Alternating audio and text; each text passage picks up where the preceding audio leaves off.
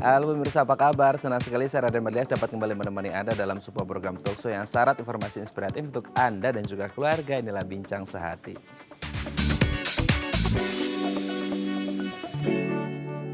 Ya pemirsa, hari ini Selasa 10 November 2020 seluruh penduduk Indonesia merayakan Hari Pahlawan. Kami mewakili keluarga besar Bincang Sehati Dai TV ini mengucapkan selamat Hari Pahlawan untuk seluruh pahlawan yang ada di tanah air. Nah kalau kita ngomongin tentang pahlawan seperti itu ya, sekarang kan pasti semuanya sudah menjadi veteran. Nah kalau kita ngomongin veteran itu identik dengan lansia. Nah pertanyaannya bagaimana sih cara menjaga kesehatan fisik dan juga mental lansia khususnya lansia veteran? Nah inilah topik yang akan kita bahas hari ini yaitu peduli lansia veteran. Namun sebelum kita membahas tentang kesehatan mentalnya gitu ya, kita akan membahas dari sisi medisnya atau fisiknya. Kita lihat beberapa mitos dan fakta seputar kesehatan lansia. Kita lihat yang pertama ya. Mitos atau fakta bahwasanya semua lansia ini daya ingatnya akan menurun. Nah kita tahu ya bahwasanya sering kita dengar di masyarakat ketika orang lansia pasti sukanya pikun, lupa ingatan seperti itu ya, atau kurang ingatannya, menurun seperti itu, Alzheimer, demensia dan lain sebagainya. Tapi pertanyaannya apakah memang semua lansia akan mengalami hal tersebut atau tergantung pada bagaimana pola gaya hidupnya ketika muda? Nanti akan kita bahas ya. Kita lanjut yang kedua.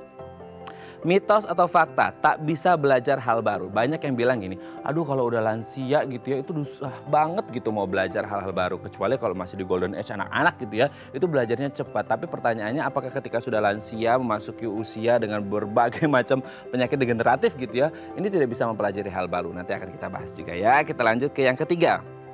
Rentan terkena penyakit. Nah banyak yang bilang juga nih kalau udah lansia itu pasti ringkih gitu ya, mudah banget terserang penyakit, entah karena mungkin karena imunitasnya sudah menurun, degeneratif dan lain sebagainya. Nanti akan kita bahas juga ya. Kita lanjut ke yang keempat. Menjadi tidak produktif. Nah ini mungkin karena berkaitan juga dengan energi, semangat, produktivitas yang ada di dalam tubuh lansia ini sendiri yang akhirnya banyak yang bilang bahwasanya kalau udah lansia pasti jadi tidak produktif. Tapi apakah ini berlaku untuk semua lansia? Nanti akan kita bahas ya. Kita lihat dari sisi fisik atau medisnya seperti apa. Kita lihat yang terakhir, tidak butuh olahraga. Nah ada yang bilang kalau udah lansia itu pasti udah, kan tadi sudah dibilang ringkih gitu ya. Jadi kalau untuk olahraga ini mungkin agak berat. Jadi biasanya lansia ini tidak butuh olahraga. Tapi apakah memang selalu seperti itu? Padahal olahraga ini bisa bikin tubuh kita sehat. Nah itu dia tadi 5 mitos atau fakta seputar kesehatan lansia. Kami akan membahasnya sesaat lagi. Tetap bersama kami di Bincang Sehati.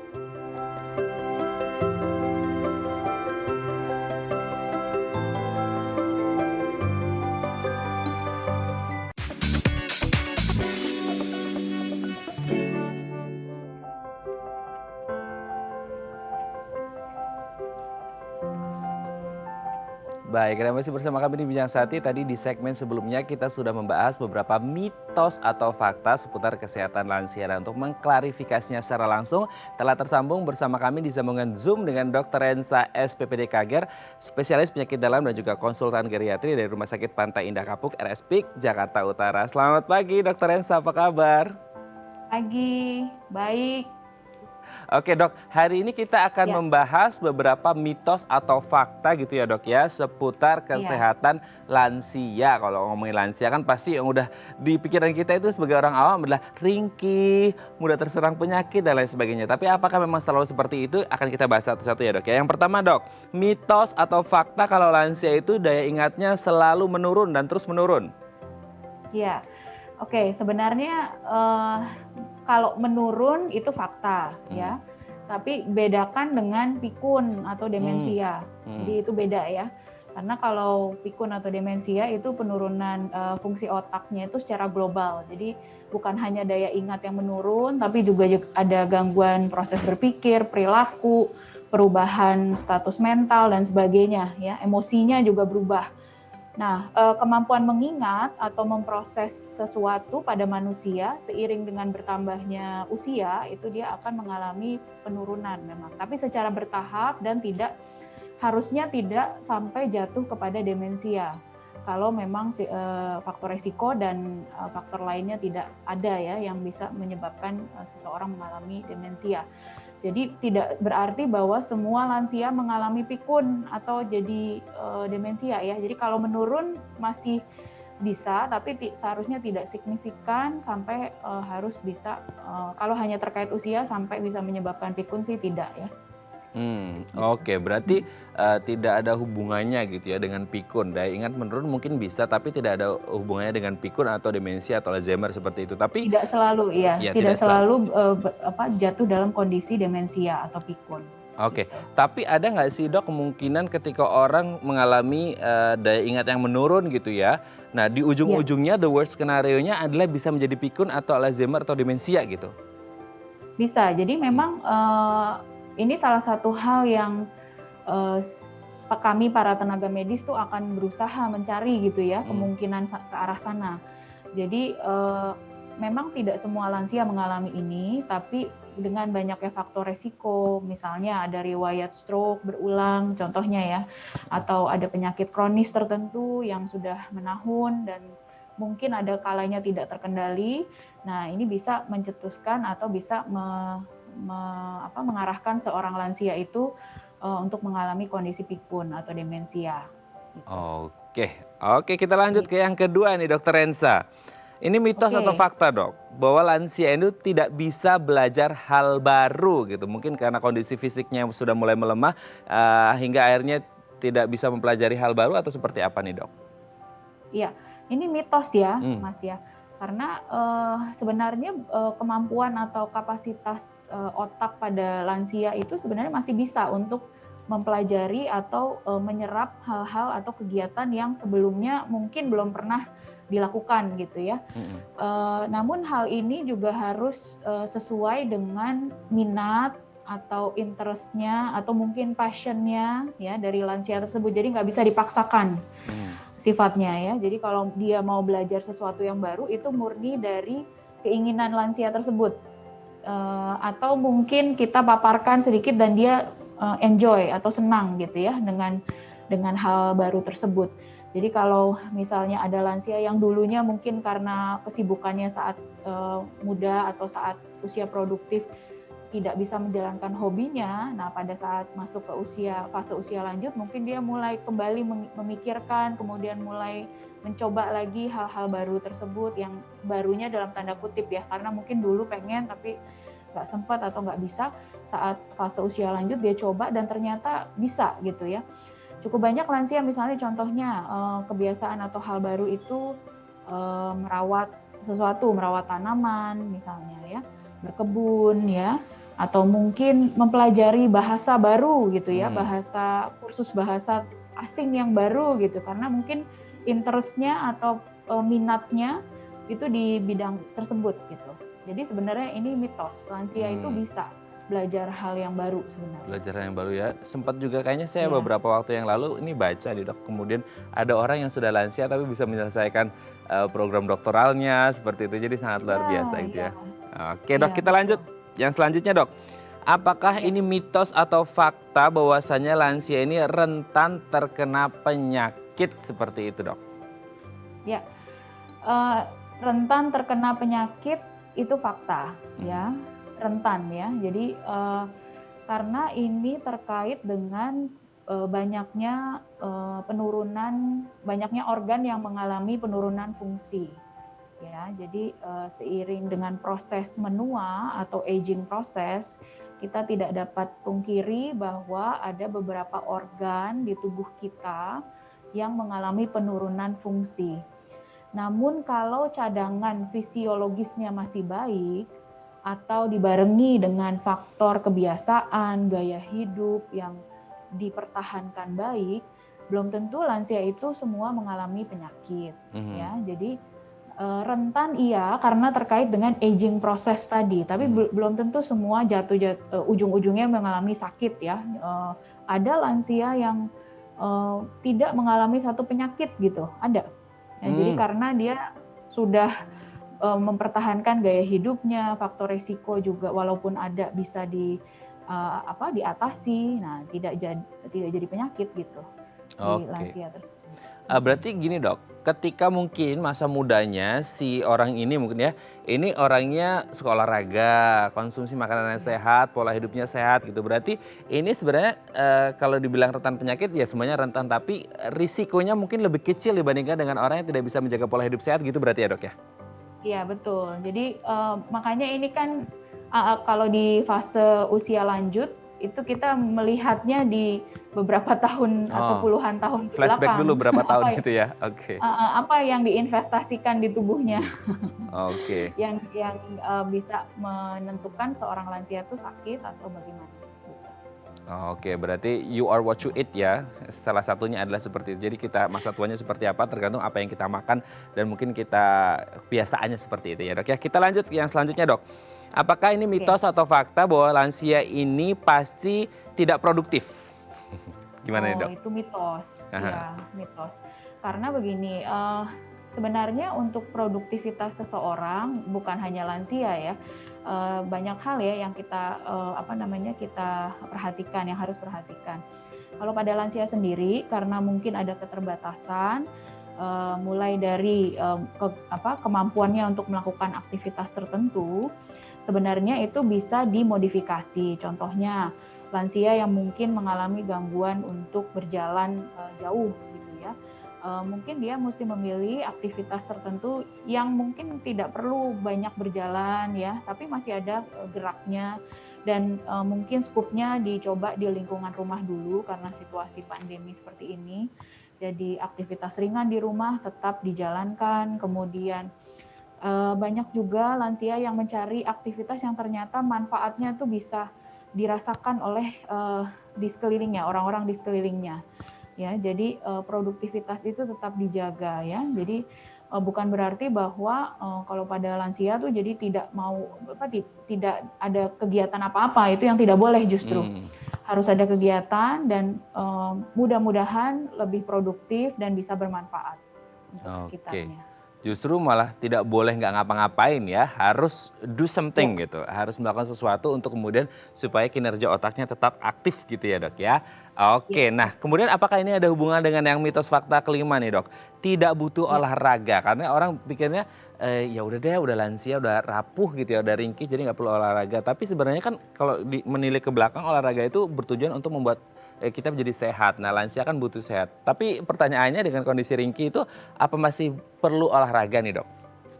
Iya, justru ini malah mitos ya. Jadi justru perlu olahraga. Olahraga tadi kan sudah disebutkan banyak variasinya.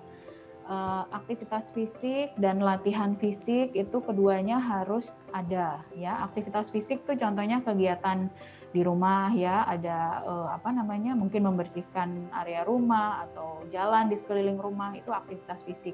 Latihan fisik itu olahraga. Jadi ini harus dijadwalkan atau dibuat semacam rutinitas ya. Yang dianjurkan memang pada lansia itu sekitar 3 sampai 4 kali seminggu. Durasinya untuk olahraga itu ya setidaknya 50 menit gitu ya, kurang lebih ya. 30 sampai 50 menit itu udah baik. Nah, latihan fisiknya disesuaikan dengan kemampuan fisik lansia tersebut.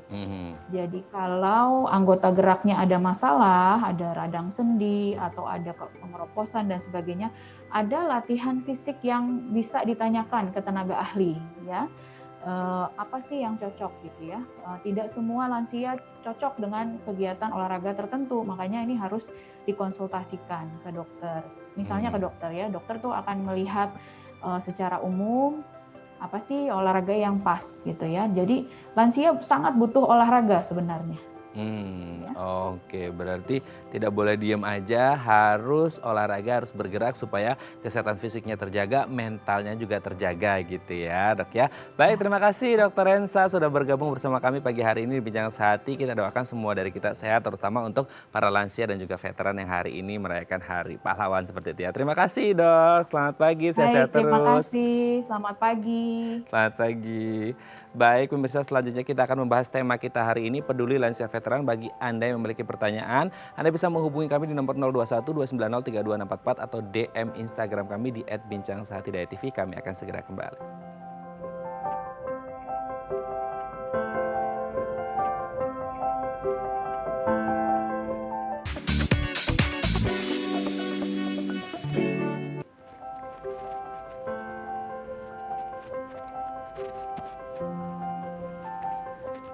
Baik, Anda masih bersama kami di Bincang Sati dan kita masih membahas topik kita hari ini, peduli lansia veteran. Bagi Anda yang memiliki pertanyaan seputar tema besar kita hari ini dan juga memperingati Hari Pahlawan gitu ya, Anda bisa menghubungi kami di nomor 021 290 3244 atau DM Instagram kami di @bincang_sati.tv. Dan telah hadir bersama kami di studio Bincang Sati Miss Hani Kumala, MPASI Psikolog Unika Atmajaya. Selamat pagi Miss Hani, apa kabar? Baik.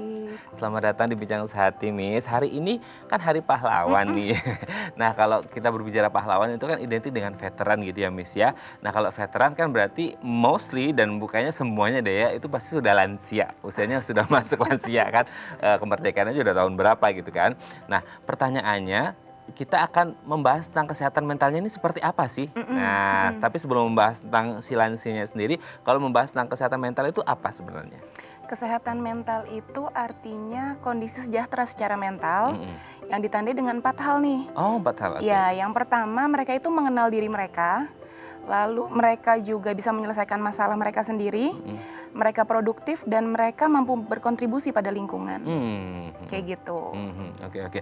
Tapi pertanyaannya kalau lebih spesifik gitu ya, kalau kesehatan mentalnya ke lansia gitu, nah itu gimana sih kesehatan lansia pada umumnya itu seperti apa gitu? Kan kita ngerti ya, biasanya kalau di rumah nih, kalau ada oma opa gitu, kayaknya kok mereka kayak jadi anak kecil lagi ya gitu kan.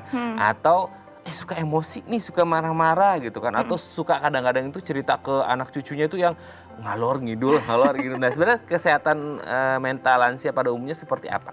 Oke, kalau secara umumnya gini, jadi ada satu tokoh psikolog Jerman, Erikson namanya, dia bilang gini, secara umum lansia itu berada pada tahap integrity versus despair.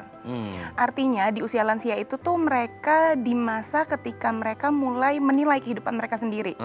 Gitu. Jadi ada 2 tadi ya, integrity versus despair. Kalau mereka merasa mereka itu berintegritas gitu ya, mereka bisa menjalani masa sekarang dengan bijak. Mereka bisa menerima perubahan-perubahan yang mereka alami dengan tulus. Dan mereka juga bisa menerima gitu, mereka punya keterbatasan. Jadi ketika jadi ketika mereka ngelihat ke belakang, mereka bisa oke, itu masa lalu saya, it's okay. Gitu. Tapi kalau yang satunya lagi nih, itu justru mereka yang putus asa gitu. Tidak puas dengan hidup yang sekarang, marah, putus asa. Jadi kayaknya lebih banyak meratapi. Itu secara umum tuh lansia seperti itu, secara umum dibagi 2 gambaran. Dan itu bisa mempengaruhi angka harapan hidup lansia juga ya? Tentu, mempengaruhi angka harapan hidupnya. Oke, nah kalau berbicara tentang angka harapan hidup berkaitan dengan kesehatan mental kan pasti seperti itu. Faktor apa aja sih yang biasanya mempengaruhi kesehatan mental lansia? Mungkin ada faktor internal, eksternal, atau psikologis atau seperti apa, Miss? Kalau secara umum faktornya dibagi 3. Oh, oke. Yang pertama itu faktor diri mereka sendiri. Jadi kepribadian mereka, sifatnya mereka tuh seperti apa? Apakah mereka dulu orang yang pemarah atau yang lebih sabar? Gitu. Faktor yang kedua tentunya faktor keluarga. Karena kan keluarga orang terdekat mereka ya. Betul. Gitu.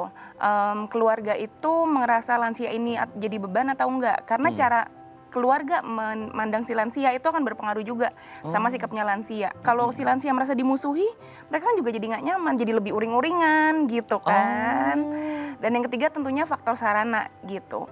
Sarana prasarana, apakah di rumahnya banyak step-step yang mereka kalau jalan jadi lebih susah dan lain sebagainya, itu kan berpengaruh ya sama mereka tuh nyaman atau enggak sama keadaan sekarang. Ini ngelipetin gue deh gitu ya bahasanya gitu kan. Betul. Oh, oke. Nah, tadi kalau untuk kayak yang sosial orang-orang di sekitarnya gitu ya, mungkin kan tadi Miss Hani ngomong gitu, aku jadi inget kayak biasanya nih ya nenek-nenek, oma-oma, opa itu biasanya agak sebel sama cucunya, mungkin karena generation gap ya, generasi konvensional baby boomers gitu ya, sama yang anak-anak milenial generasi Z sekarang gitu ya bahasanya. Nah, apakah kemudian ketika ekspektasi mereka tidak tersampaikan, mungkin gaya hidupnya yang konvensional dibandingkan dengan anak-anak yang digitalized sekarang ini akhirnya membuat emosi mereka agak labil gitu, Miss, benar ya? Tentu pasti berpengaruh, karena kan mereka taunya mereka yang benar. Nah, itu. Mereka udah tahu nih kayak gini, saya tuh dulu hidup kayak gini benar. Kehidupan gitu. Sejenis ikan kan. Tapi ya mereka tuh mereka yang benar, sedangkan mereka melihat cucunya kayak kamu tuh salah, itu tuh nggak bisa gitu. Jadi mereka kurang sadar bahwa zaman sudah berubah gitu. Oke, ya berarti memang ada social gap di situ, generation gap dan mindset gap juga di situ ya. Oke, tapi kalau berbicara tentang akhirnya apakah ini menjadi satu investasi jangka panjang yang terjadi pada lansia yang diawali dari latar belakang kehidupan masa kecil atau mudanya, sehingga akhirnya masa tuanya mereka jadi ya mungkin ada yang nguring-nguringan, tapi ada juga yang sabar gitu. Itu dipengaruhi dari masa kecil atau masa mudanya nggak sih sebenarnya, Miss? Tentu berpengaruh banget. Kalau tadi secara kesehatan jadi bilang berpengaruh, secara psikologis juga berpengaruh. Gimana mereka menjalani hidup, gimana mereka memandang kehidupan, itu berpengaruh sama kepuasan mereka di masa yang sekarang. Oke. Tapi sebenarnya kalau berbicara tentang kesehatan mental lansia gitu, gangguan seperti apa aja sih yang biasa terjadi gitu? Kalau kita kan mungkin taunya ya mereka suka cerita masa lalu mereka atau mereka suka uring-uringan gitu. Tapi sebenarnya di luar itu masih ada nggak, atau memang yang umum tuh yang seperti itu gitu? Yang secara umum mungkin orang nggak nyangka gitu ya, hal yang paling umum diderita lansia itu justru depresi. Gitu. Kalau secara umum 15-30% lansia itu akan mengalami depresi. Apalagi kalau mereka tuh punya penyakit fisik. Kemungkinan mereka depresi meningkat jadi 30-60%. Tinggi sekali. Gitu. Dan yang kedua demensia, pasti itu menyerang lansia juga. Gitu sih. Oke, berarti kalau sekitar 15-30 itu menyerang semua lansia ya? Iya. Pasti ada kemungkinannya, apalagi ditambah kalau sakit fisik 30-60%. Tapi kan rata-rata lansia ya, meskipun itu mitos aja semuanya, tapi kan memang rentan penyakit tadi disebutkan Dr. Reza memang rentan kan, karena faktor aging kan. Berarti ini menjadi pertanyaan bahwasanya semua lansia pasti akan mengalami depresi ya, karena mostly lansia ada penyakit degeneratif yang pasti terjadi dong gitu. Betul. Oke. Tapi kalau berbicara tentang kesehatan mentalnya, kalau khusus untuk lansia yang veteran nih, nah kalau hari ini kan temanya tentang pahlawan nih, Miss. Nah, ada nggak bedanya dengan lansia yang biasa gitu? Kalau lansia biasa mungkin hidupnya ya so-so ya, maksudnya seperti kehidupan sosial pada umumnya. Tapi kalau veteran ini case by case nih, beda nih case-nya gitu. Ketika mungkin mereka masih masa kecil atau masa mudanya, itu mereka menyaksikan sesuatu yang, masa perjuangan kan agak-agak serem-serem gimana gitu ya, misalnya itu berpengaruh nggak ke kesehatan mentalnya khususnya semasa lansia? Tentu berpengaruh secara khusus, karena tadi ya yang Mat bilang pengalaman hidup mereka beda banget gitu kan. Nah, selain tadi dua yang umum, bisa jadi kalau memang mereka waktu itu di zaman perang mereka benar-benar ada di battlefield-nya gitu, ada kemungkinan mereka ngalamin PTSD gitu. Tapi mungkin itu nggak terlalu banyak ya, angkanya kecil gitu. Tapi ya itu bisa jadi terjadi seperti itu. Oke, Gitu. mereka mengalami post traumatic syndrome disorder itu ya, PTSD ya, sangat luar biasa. Ini dampaknya sangat besar sekali ya. Berarti apakah bayang-bayang itu akan selalu muncul gitu, Miss?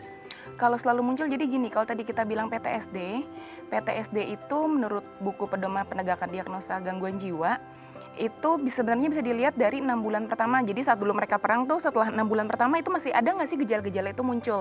Gitu. Tapi kalau setelah 6 bulan itu belum muncul, kemungkinan kecil itu disebut PTSD, tapi bisa tetap setelah 6 bulan masih disebut PTSD, tapi dengan gejala yang khasnya tuh kelihatan banget. Jadi kayak misalnya mereka tiba-tiba berasa mereka lagi perang lagi. Gitu? Iya, atau mereka tiba-tiba intrusif memori. Jadi kita bilangnya mereka lagi duduk tiba-tiba keingetan sesuatu yang nggak enak lagi, atau mereka jadi mimpi buruk terus-menerus. Nah itu gejala-gejala yang bisa dibilang mungkin mereka mengalami PTSD. Gitu. Tapi kalau balik ke yang tadi si teorinya Erikson itu ya, bisa jadi kalau mereka yang lansianya veteran, kalau mereka tadi ada di kelompok yang integrity, mereka puas gitu, lebih puas. Karena mungkin mereka merasa berkontribusi sesuatu iya gitu benar ya, kan, 75 kepada tahun negara, mereka bangsa dan buat negara. negara. Tapi sebaliknya mungkin kalau mereka yang putus asa justru kayak, ya dulu jadi pahlawan, sekarang kok nggak dihargain, disia-siakan gitu. Jadi pengalaman sama tapi cara mereka memaknai itu yang berbeda. Gitu. Tergantung pada pola pikir juga, mindsetnya ya yang dibentuk seperti itu. Nah, pertanyaannya ketika mereka terus-menerus mengingat sesuatu yang pahit, itu kan masa-masa pahit ya, mungkin ada yang menilainya masa pahit gitu ya. Apa yang terjadi dampaknya kalau terus-terusan teringat masa-masa pahit dan berat itu gitu, Miss? Kalau yang tadi ya lansia pada umumnya aja depresi. Nah apalagi kalau mereka terus-menerus belum selesai tuh lukanya gitu, belum beres masa lalunya, kemungkinan mereka mengalami depresi, bahkan ekstrimnya saya bilang bunuh diri itu bisa jadi gitu, karena mereka merasa udah sia-sia gitu. Jadi memang berpengaruh sekali. Itu sampai akhirnya ada suicidal action, mengakhiri nyawa sendiri, itu di titik mana? Maksudnya kita bisa melihat nih, maksudnya di kondisi seperti apa sih si lansia khususnya veteran ini mereka there's something wrong gitu. Ada sesuatu yang salah, ada sesuatu yang harus dibenerin, ada gangguan kesehatan mental yang terjadi pada lansia khususnya lansia veteran itu di titik atau di kondisi seperti apa sih, Miss? Kalau yang paling umum sih kita memang perlu peka ya sama apa yang terjadi. Coba kita dengerin apa yang mereka bicarain. Dan biasanya apa yang mereka bicarain berulang itu lagi, kita perlu lebih peka sama hal itu. Di titiknya kalau ya secara umum lagi sih ya, kalau orang mau bunuh diri gejalanya sih seperti apa, mungkin mereka sudah mulai ada merencanakan dan lain sebagainya, mungkin udah sampai beli alatnya yang mau dipakai gitu. Jadi kita perlu berhati-hati. Tapi memang tadi lansia memang lebih rentan seperti itu. Oke, yang harus dilakukan ketika mereka, kan kita tidak mau mereka sampai suicidal action ya, mengakhiri hidup mereka sendiri seperti itu. Apa yang harus dilakukan sebenarnya sih Miss ketika kita ada di lingkungan orang-orang lansia veteran yang mereka mau tidak mau kita harus akui mereka masih ada gejolak dalam diri mereka, entah itu gejolak karena mungkin masa pengalaman buruknya atau mereka kayak seharusnya saya dulu bisa begini, bisa begitu gitu kan, pasti ada gejolak entah apapun faktor stresor gejolak itu. Apa yang harus dilakukan ketika memang si lansia ini masih ada gejolak yang besar dalam diri mereka? Kalau memang masih terlihat tadi ya mereka bergejolak, kalau buat penanganan yang paling baik adalah kita mencoba memahami gitu, apa sih yang mereka sebenarnya keluhkan, apa yang perlu kita bantu, apa yang mereka butuhkan, bahkan apa yang mereka inginkan gitu. Tapi kalau memang misalnya ternyata kita lihat udah ditangani sama keluarga nih, tapi masih begitu terus, mungkin udah saatnya mencari bantuan profesional ke psikolog atau ke psikiater gitu, karena bukan cuma sekedar itu si opa jadi gampang ngeluh, bukan cuma sekedar itu, berarti sudah ada sesuatu yang lebih dalam gitu daripada itu. Dan ini berarti menjadi satu PR besar dari keluarga untuk mengetahui, oh kondisi seperti ini memang kayaknya keluarga udah nggak bisa lagi, harus ketemu sama profesional untuk ketemu psikolog. Sebenarnya apa yang terjadi sama si oma opa ini, si lansia ini, sehingga kita bisa menemukan penanganan yang tepat seperti itu ya. Oke Miss, nanti kita akan lanjut lagi ngobrol tentang kesehatan mental lansia veteran khususnya. Bagi Anda pemirsa yang memiliki pertanyaan, Anda bisa menghubungi kami di nomor 021 290 32644 atau DM Instagram kami di @bincangsaatidaytv. Kami akan segera kembali.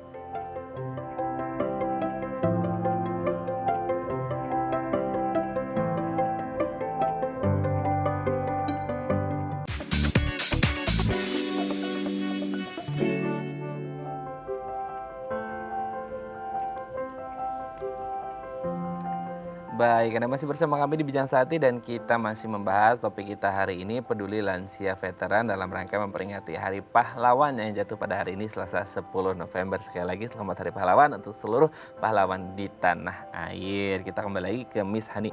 Miss, kalau berbicara tentang kesehatan mental lansia mungkin secara umumnya gitu ya, karena bagaimanapun veteran dan non-veteran tetap aja semuanya lansia kan. Mungkin dari faktor mentally and physically mereka punya kondisi yang 11-12 sama seperti itu. Nah kalau berbicara tentang faktor lingkungan gitu, lingkungan sekitar, selain mungkin faktor masa lalunya ya, seperti itu faktor lingkungan yang ada sekarang ini bisa berpengaruh ke kesehatan mental lansia nggak sih sebenarnya? Tentu berpengaruh banget gitu ya.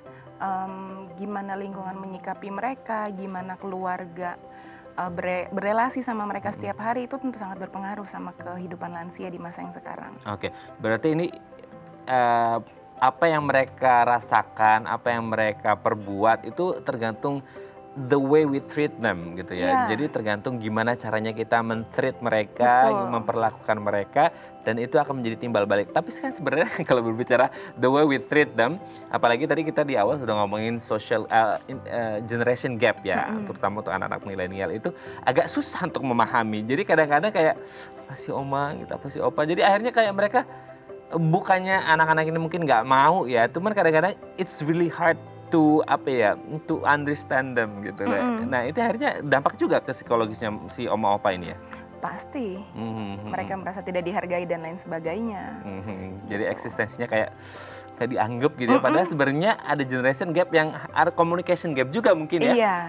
Oke. Tapi kalau berbicara tentang lansia sendiri nih, ada tidak sih kemudian perbedaan dari jenis kelamin gitu? Mungkin kan kalau di masa muda nih, pria berpikir dengan logika, perempuan dengan perasaan gitu. Nah apakah kemudian ini berpengaruh yang perempuan, yang oma-oma ini lansianya lebih sensitif di masa tuanya, atau ya semuanya actually average gitu gimana nih? Pertanyaan yang bagus, jawabannya adalah beda banget. Beda banget? Terdapat perbedaan. Banyak penelitian yang bilang kalau lansia perempuan gitu ya, oma-oma, lebih cenderung untuk mengalami depresi, mengalami demensia. Kenapa? Karena harapan hidup mereka kan lebih tinggi. Biasanya kan oma-oma lebih banyak hidup ya, opa-opa sudah meninggal lebih dulu. Nah, Itu kayaknya correct nggak deh. enak ya. Tapi ya ketika akhirnya si oma umurnya lebih panjang, kemungkinan mereka mengalami depresi kan jadi lebih panjang. Oh betul. Kemungkinan mereka kena demensia jadi lebih besar. Beda juga gimana cara mereka coping terhadap Nah masalah. itu. Terus faktor ini juga lebih banyak perempuan yang akhirnya memilih jadi janda kan. Tidak menikah lagi dibandingkan yang opa-opa mungkin memilih untuk menikah lagi. Itu kan juga Dengan gadis berpengaruh. muda. Iya. Gimana? Terus juga berpengaruh tuh kalau yang tadi Mat bilang perempuan itu lebih sering mikirin masalah. Oh iya. Direnungin kan, masalah direnungin. Pikir dalam-dalam ya. Betul, dan satu lagi yang terakhir perempuan itu kan lebih rentan jadi korban kekerasan. Makanya mungkin di masa tua oma-oma lebih banyak yang kesehatan mentalnya lebih tidak baik dibandingkan si opa-opa gitu. Oke. Berarti memang berdampak besar sekali ya bedanya jenis kelamin antara pria dan wanita berdampak gitu ya. Betul. Oke, Miss, sebelum kita lanjut ini ada DM Instagram dari pemirsa, kita baca terlebih dahulu di layar.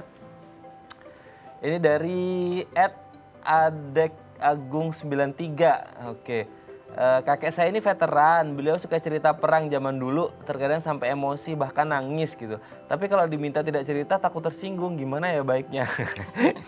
ini kayaknya sama banget sama yang kita bahas tadi ya, dari Pak Ade Agung 93. Ini gimana? Ya kayaknya saya dulu juga waktu kecil punya kakek juga suka cerita, Miss, bahkan kakek saya ya, ini cerita pengalaman pribadi, jadi pengalaman pribadi nih. Kakek saya itu bisa bahasa Belanda. Gitu kan. Jadi ya dia semua ceritain tentang apa-apa, kadang-kadang ngomong pakai bahasa Belanda, well I don't understand gitu. Gitu. Jadi ya itu mungkin ini sama dengan Pak Ade Agung gitu ya, suka cerita tapi kalau nggak pingin dengerin takut tersinggung, gimana caranya ya gitu. Kalau menurut saya tidak ada pilihan lain sih selain memang didengarkan. Gitu, karena ya memang itulah yang mungkin jadi kebanggaan mereka, perlu didengarkan gitu, dipahami. Dan yang paling penting jangan pernah justru mengatakan ya opa cerita itu lagi gitu. Karena ya itu kalau kita lakukan seperti itu ya tadi ya faktor mereka mengalami depresi jadi besar. Karena di usia yang sekarang mereka hanya itu yang bisa mereka lakukan, kok sulit sekali sih untuk kita bisa memahami gitu ya. Jadi coba pahami aja kalau memang itu yang terjadi. Oke, coba pahami dan coba sediakan waktu gitu ya. Kalau memang betul. tidak mau setiap hari, mungkin pas weekend. Opa, mohon maaf, itu ceritanya sebenarnya menarik banget. Aku tuh pengen tahu tentang perjuangan Opa zaman muda dulu gimana. Tapi aku mau berangkat kerja dulu Opa, aku mau WFH dulu gitu mungkin ya. Aku mau Zoom meeting dulu nanti ya gitu. Entah pas malam pas aku tidur dulu deh.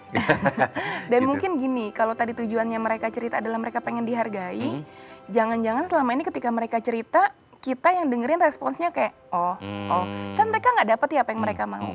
Jadi mungkin saat mereka bercerita perlu kita ucapkan, wah Opa dulu hebat ya, terima kasih ya Opa. Mungkin itu kan yang mereka butuhkan. Tapi ketika mereka nggak dapet, ya diulangin lagi, sampai mereka dapet apa yang mereka mau. Gitu.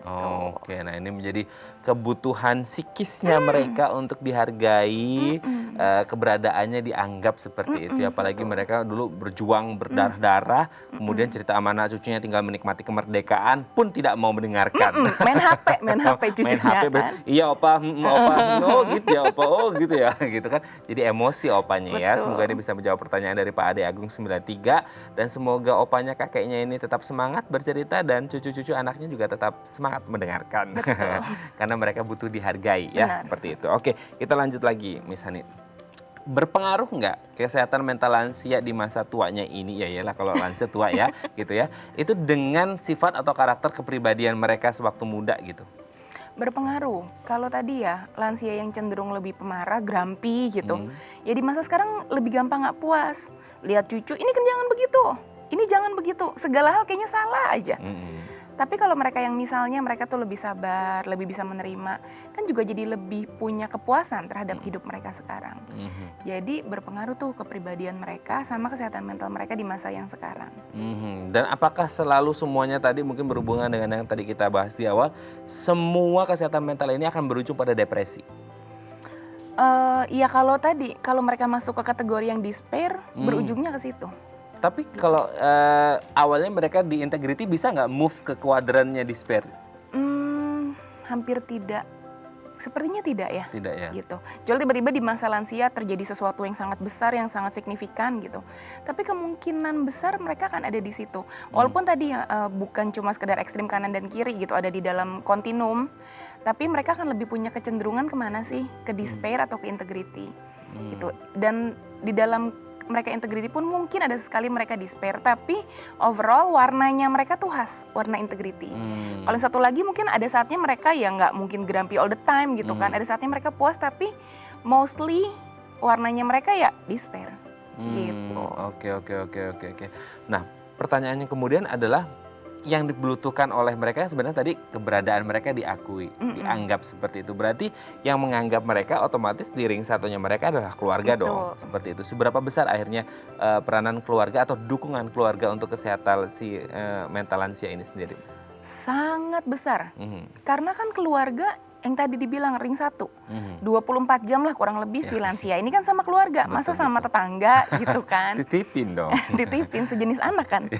Nah justru si keluarga ini yang perlu memberikan dukungan kepada lansia gitu, secara aspek kognitif mungkin tadi diajak ngobrol.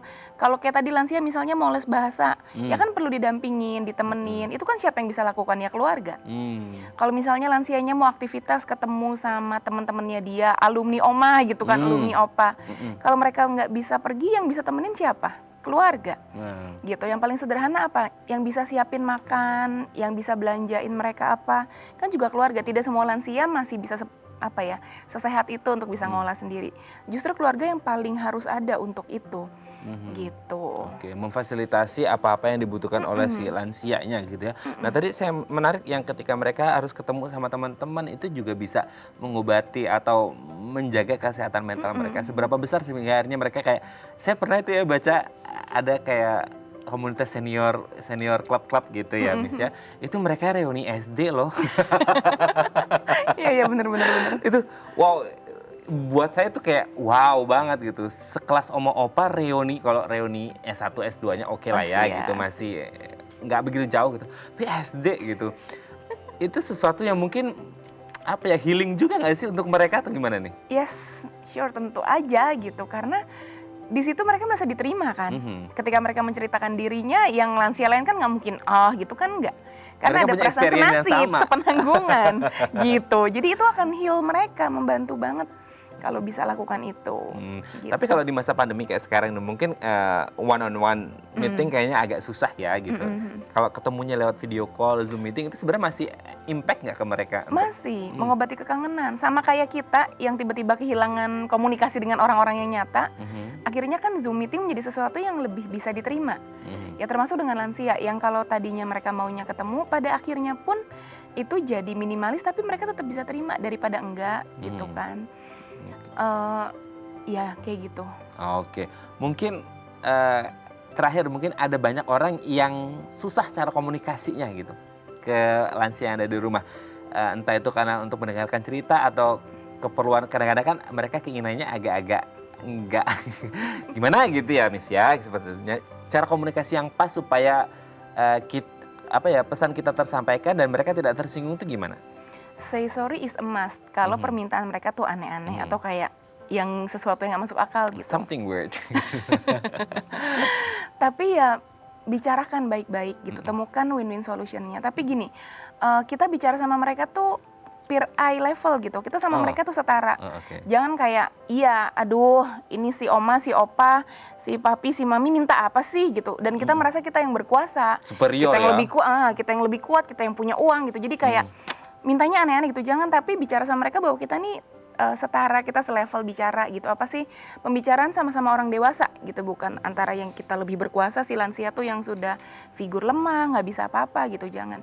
Dengan kayak gitu mereka kan lebih merasa dihargai, dan kemungkinan besar bahwa win-win solution itu ditemukan jadi lebih mungkin gitu. Untuk menemukan win-win solution, si anak cucu met the need, si lansia Iya. juga met the need, jadi akhirnya ya harus equal seperti itu Yes. komunikasinya ya, supaya dapat win-win solution. Oke Miss, nanti di segmen terakhir kita akan membahas beberapa tips simpel yang mungkin bisa dilakukan agar si lansia ini tetap bahagia dan kesehatan mentalnya tetap terjaga begitu ya. Oke. Baik pemirsa, bagi Anda yang memiliki pertanyaan, Anda bisa menghubungi kami di nomor 021 290 3244 atau DM Instagram kami di @bincangsaatidayatv. Kami akan segera kembali.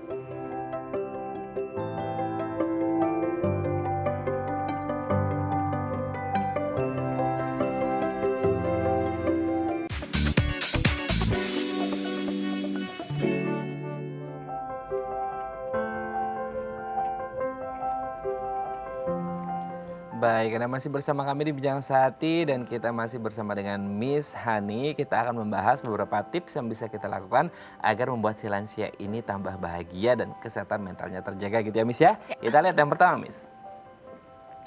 Tenang dan berpikir positif. Nah ini kan agak susah ya untuk lansia tenang dan berpikir positif. Apalagi kalau anak-anaknya ini ikut emosian juga ketika si lansia. Tapi tenang dan berpikir positif ini bisa diajarkan lah ya ke lansia untuk kemudian mereka bisa lebih stabil emosinya atau gimana nih? Bisa diajarin, tapi benar yang tadi kamu bilang, si keluarganya sendiri juga harus tenang dan berpikir positif dulu. Karena tadi di awal kan kita bahas ya, apa yang dikasih itu yang diterima. Gitu. Jadi kita mau ajarin mereka, tapi kitanya pun harus begitu dulu. Oke. Gitu. What you give, itu what you get. Nah, jadi kalau kita mau oma opanya berpikir tenang dan berpikir positif, ya kita sebagai keluarga harus ada acceptance di situ, Iya. menerima gitu ya. Eksistensi dari si oma opanya ini sendiri, cerita-cerita tentang kehidupannya, bagaimanapun mereka butuh tempat tempat untuk didengarkan gitu ya. Oke, kita lanjut yang kedua. Makan makanan sehat. Nah, seberapa besar hingga akhirnya makan makanan sehat ini bisa membuat kesehatan, kalau kesehatan fisik oke lah ya gitu dari makanan, tapi ternyata dari makanan sehat bisa menimbulkan apa ya, kebahagiaan tuh gimana nih Miss? Bisa, kalau mereka makan nggak sehat terus mereka sakit-sakitan kan Jadi jadi nggak lebih bahagia ya? moody. Tadi 30-60% tadi ya karena penyakit ya? Kalau mereka nggak makan sehat, kolesterol mereka naik, gula darah mereka naik, kan mereka juga jadi uring-uringan terus kan. Gitu, jadi ada pengaruhnya dari makanan ke kesehatan psikologisnya. Oke, kalau Gitu. makan makanan sehat juga mungkin nanti muncul endorfin ya, Coklat. ya itu untuk membuat mereka jadi lebih bahagia seperti itu ya. Oke, lanjut. Jalani hobi. Yes. Nah, this is the best deh pokoknya ya kalau Yep. udah. Makanya tadi dibilang juga mungkin dari sisi medis, mungkin juga ke mentalnya juga, ketika mereka sudah tua itu sebenarnya justru tidak boleh tidak ngapa-ngapain. Betul. Harus do something gitu ya, melakukan sesuatu gitu ya. Nah, termasuk juga orang tua atau lansia gitu. Seberapa besar menjalani hobi ini sesuatu yang mereka lakukan, kegiatan fisik yang bisa berpengaruh ke kesehatan mental? Berpengaruh karena kalau mereka jalanin hobi mereka jadi merasa puas kan sama hidup. Gitu. Tapi yang perlu diingat, menjalani hobinya itu perlu mereka temukan sendiri apa yang mereka mau. Terus jangan dipaksa gitu ya. Udahlah oma berkebun aja, oma berkebun gitu. Loh, omanya senangnya jahit kenapa disuruh berkebun gitu. Dan yang penting kita sebagai keluarga bantu mereka Nanti sayur aja menyiapkan. dijahit malahan ya gitu. Siapin apa yang mereka butuhkan gitu. Jangan bilang ya udah oma berkebun, tapi kita nggak beliin apa-apa, kita nggak sediain tanah buat berkebun. Jadi perlu dibantu juga. Gitu. Gitu. Berarti tidak boleh. Sekarang zamannya pandemi yang lagi trending adalah berkebun. Nah, jadi ketika si oma opanya ini mungkin nggak ada kegiatan, suka cerita-cerita sama anaknya, udah oma berkebun aja gitu. Tidak ya. Padahal omanya nggak suka. Padahal omanya sukanya ini nyulam atau apa, jahit seperti itu ya. Berarti yang harus dilakukan hobinya ini sesuai dengan willingness si oma opa itu sendiri ya. Tidak boleh ada pemaksaan di situ. Nah, kalau biasanya kan oma opa ini kadang-kadang ngomongnya kadang-kadang hari ini A, besok B gitu. Nah, hobi ini juga sebenarnya kadang-kadang kan agak susah juga menemukan apa yang disuka. Itu harus ngobrol dulu atau gimana? Iya dong, jangan kita yang tentuin gitu. Jadi jangan kita yang bilang udah oma masak aja atau apa. Memang, dan kalau tadi dibilang hari ini mereka mau A, besok mereka mau B.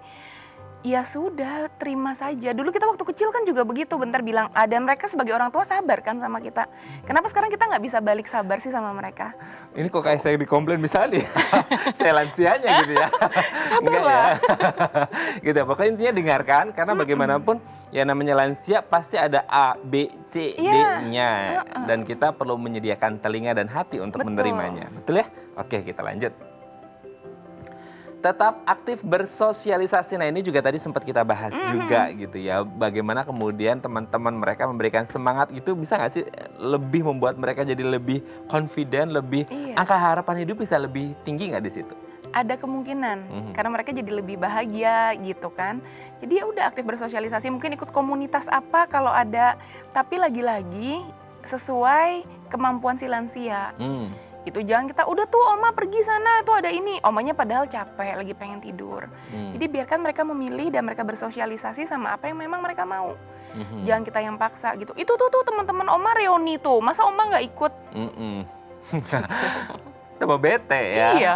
Oke, berarti ini menjadi satu peran dan PR keluarga juga untuk ikut menyortir kali ya. Maksudnya kegiatan atau komunitas apa yang baik untuk si oma opa untuk lakukan atau gimana nih? Menyortir boleh, tapi ketok palunya ada di oma dan opa. Oke. Tetap gitu. Jadi kita kasih beberapa pilihan, tetap mereka yang putuskan. Karena yang jalanin kan pada akhirnya mereka. Gitu. Ajak diskusi apa yang disenangi, apa yang enggak. Nah, ini akan menjadi PR juga kalau misal aku mau yang ini gitu. Oh ya udah dikasih fasilitas untuk yang komunitas ini. Tiba-tiba besok kan beda lagi ya. Berarti itu juga harus ya tadi kembali ke poin 1, tenang dan berpikir positif menghadapi si oma opa gitu ya. Betul. Karena bagaimanapun mereka lansia itu nalurinya akan selalu berubah-ubah gitu. Tapi memang kalau oma opa itu selalu berubah-ubah gitu ya Miss ya. Kita juga berubah-berubah kan? Mudi ya. Apalagi mereka gitu. Oke, jadi kita sebagai manusia memang nalurinya, manusiawinya selalu berubah-ubah gitu ya. Oke, kita lihat yang terakhir. Kumpul keluarga. Nah, ini yang kemudian menjadi satu hal yang penting juga untuk kumpul keluarga atau seperti apa. Biasanya kan kumpul tuh semuanya, anak-anak, cucu, cicit juga mungkin gitu kan. Ini menjadi satu mood booster sendiri nggak sih untuk oma opa untuk jauh lebih semangat? Jadi mood booster. Tapi dengan syarat dan kondisinya si keluarganya juga S acceptance. dan K ya, syarat dan ketentuan berlaku. Keluarganya juga menerima gitu. Tapi kalau kumpul keluarga isinya cuma keluhan dan lain sebagainya, kan nggak jadi happy. Gitu. Oke, cara memperlakukan ketika lagi kumpul keluarga equal atau seperti apa atau gimana nih biar pas gitu? Fleksibel gitu ya. Jadi ada saatnya kita komunikasi sama mereka equal ketika ditanyakan pendapat gitu. Biarkan mereka juga buat keputusan gitu. Tapi ada juga di saat kita nih menganakkan diri gitu. Jadi memang perlu fleksibel. Jadi bukan yang cuma one way.